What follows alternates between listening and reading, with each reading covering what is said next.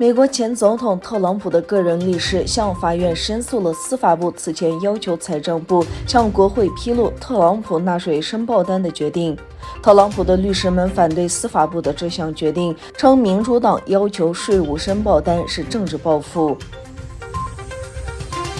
在捷克，政府将向在1966年至2012年期间未经他们同意进行绝育的母罗妇女支付人均30万捷克克朗的赔偿。据透露，在压力、勒索和威胁下，罗姆妇女在公立医院和保健中心被强行或在不知情的情况下绝育。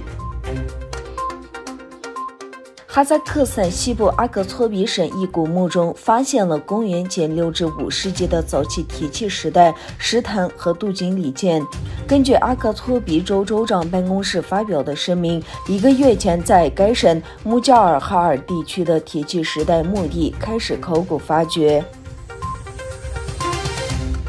居住在土耳其的东突厥散人民派出了30人的队伍前往灾区之一的马纳夫加特，支援土耳其人民抗击森林火灾。该团队由东突厥散非政府组织国际联盟组织从伊斯坦布尔出发，将表明东突厥散人民与同源的土耳其人民团结一致。法国最高行政法院周三对该国政府处以创纪录的1000万欧元罚款，因为后者未能将空气污染降低到可接受的水平。法国最高行政法院认定，政府采取的措施不足以在最短的时间内改善污染情况，原因是其中一些措施的落实仍不确定，其效果也无法评估。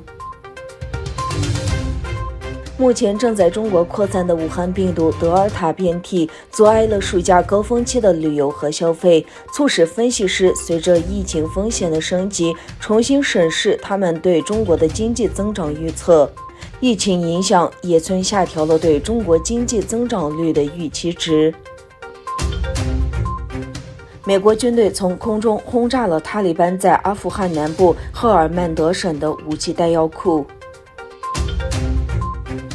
孟加拉国一场婚礼发生致命闪电悲剧，短短3秒钟内造成16人死亡。闪电事故发生在孟加拉国西部的诺瓦布干节区。据报道，新娘没有受到伤害，因为当时她没有参加庆祝活动。新郎受伤被送往医院。